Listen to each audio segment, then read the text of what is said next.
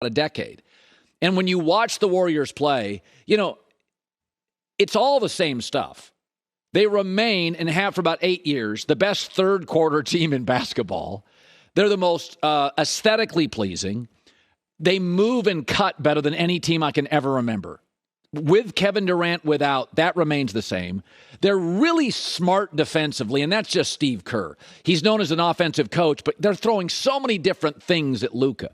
And they always find ways, also within their culture, to empower players who seem a little old or like a weird fit. And I think this all comes down to two people, Steve Kerr and Steph. They're about winning. And this is not a shot at him, but LeBron's about LeBron. He's become kind of obsessed with his brand. That's not Steph. Steph's not obsessed with his brand. He's obsessed with winning. And he'll take fewer shots. He'll take less money. He'll be willing to adapt to what the team needs. He's not going to bail. Like Steph Curry could have left over the last 2 years when the team was falling apart. It's not like he wouldn't have had suitors. It's not like, if somebody offered huge, Golden State wouldn't want to move him, but Steph could have gone to the front office and said, I'm out. I'm not going to deal with all these young kids. Draymond's getting older. Clay has another injury. And this is the power of Steph. Everybody's a pro wrestler now. Everybody's got a brand and the truth is very few people are popular enough or talented enough to really have a brand. Everybody else is just faking it. And when you look at what Steph is, and I think this is why Steph's got more championships in him. I think the Warriors are going to win it this year. I thought they would end up with Boston. I still do, but I think they would beat Boston. They're just better offensively, and it's an offensive league more than a defensive league. But as LeBron is always looking for an exit, the minute Dwayne Wade and Bosh felt, I'm out. The minute Kyrie gets a little crazy, get me out of here. I don't even think it's a guarantee that LeBron ends in Los Angeles, if not for how well his business does. Mobility is wonderful, but Steph is giving you another example of it, which is, listen, I had stuff before KD. I got stuff with KD. I'm going to get stuff after KD. And it's his ability to not be brand obsessed, not always take the most money. I said this all the time. I love Russell Wilson and LeBron, but Brady takes pay cuts. Like, these guys are all, LeBron made $120 million last year. $109 million? Like, if you're really about winning, if it's really about that and not just a pursuit of Michael Jordan, which has been just like everything it feels like to LeBron, winning in Cleveland and beating Michael Jordan, I don't deal with any of that. None of that's a burden for Steph. He's just about winning.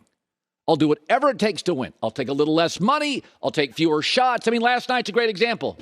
Andrew Wiggins, brother, it's your night. It's yours. Go ahead. And that's one of the things I really like about Steph. And what's amazing, in the NBA playoff ratings are up 20% without LeBron. I think you, the public, get it. I think you, the public, the consumer, feels it. That mobility's fine, and I've said this before with Joey. I've moved around the country so many times for commerce. It's like, what's my hometown? Like, the advantage to somebody who said, I'm going to stick it out and stay in this town. We're going to have some dips. I'm going to definitely have some dips in my career, but I'm going to stick it out. I think the public can feel that with Steph. Like, he's a warrior. This is where it's going to end. He's never going to move. He's never going to threaten. It's not about his brand. It's not about his net worth. It's about winning. And I think people can feel that. It is about winning with Steph Curry. All right, good stuff. Rick Bucher around the corner. Antoine Walker, interested in his thoughts as well. Well, school is out for the summer. I think my son's got a final Wednesday, and then it's summertime. If your business is running QuickBooks, you'll never get a break. QuickBooks, manual processes, integration difficulties, glitchy delays, going to leave you scrambling. Failing to graduate to NetSuite, going to leave you stuck in summer school while your friends party. Go to NetSuite by Oracle, the #1 cloud financial system. No matter how big your business grows, visibility, control over your financials, inventory, e-commerce, NetSuite's everything you need to grow all in one place, very quickly. Just automate your processes with NetSuite. Close your books in no time. 93% of surveyed businesses increase their visibility and control since graduating from QuickBooks to NetSuite. Right now, they're offering one-of-a-kind financing. It's never been easier to graduate.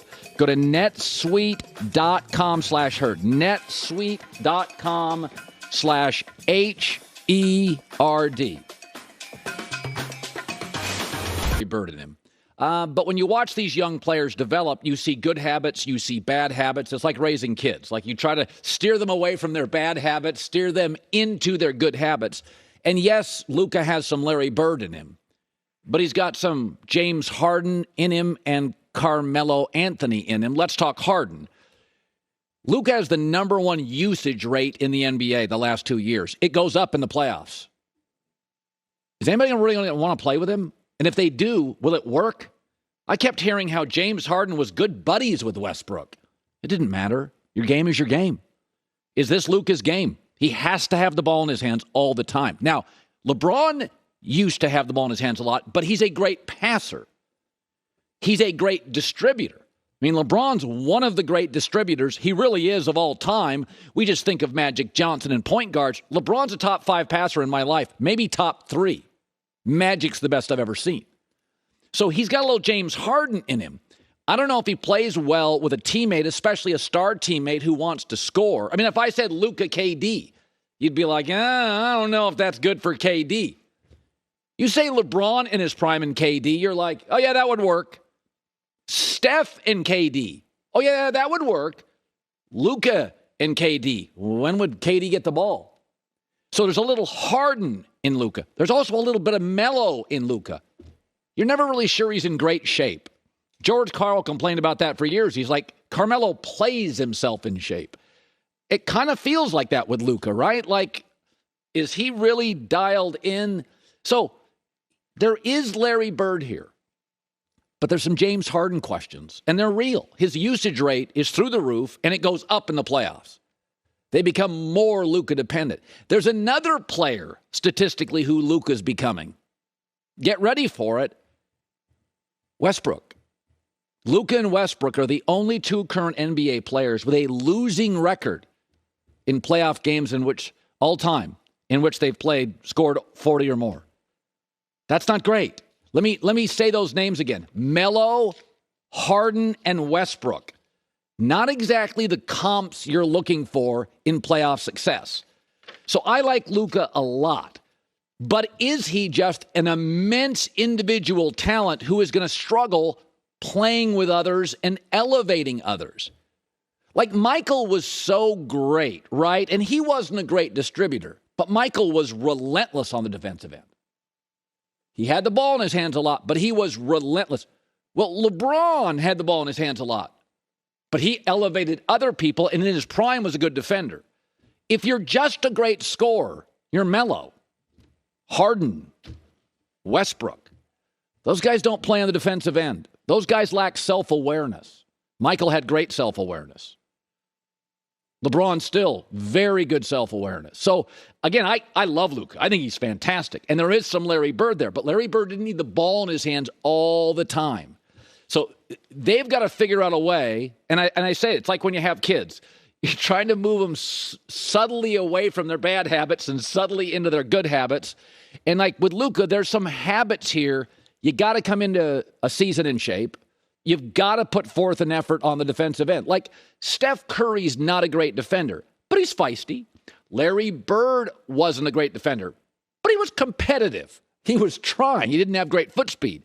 Like Luka's just not really involved on that side of the floor. And Golden State is working him and seeking him. And for a while in the series against Phoenix, they were doing the same thing.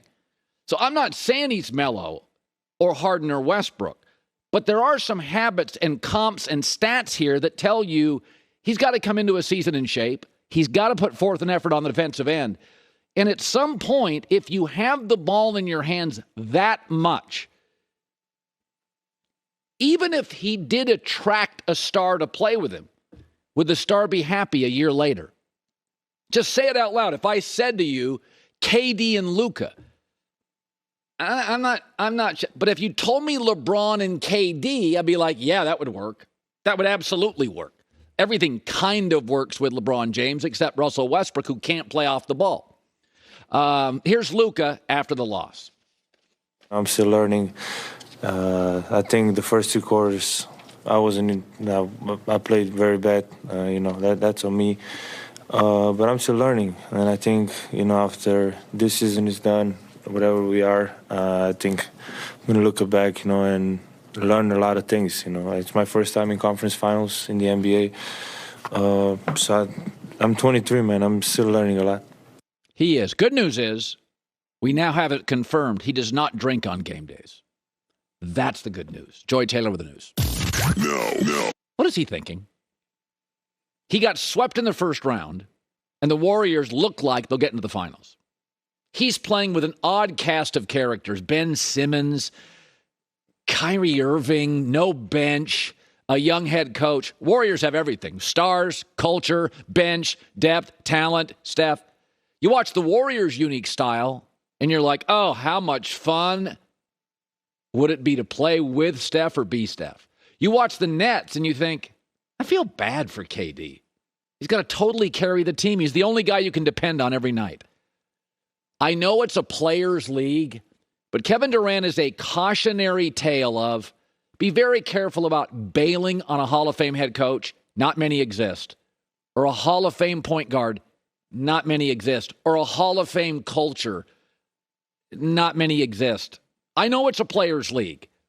When the player has all those other things, they win. Can't do it by yourself. And Andrew Wiggins personifies what the Warriors culture is all about. The Timberwolves bailed on him. Not a good franchise. The Timberwolves are like, we don't need him. And he goes to Golden State, and we all thought he was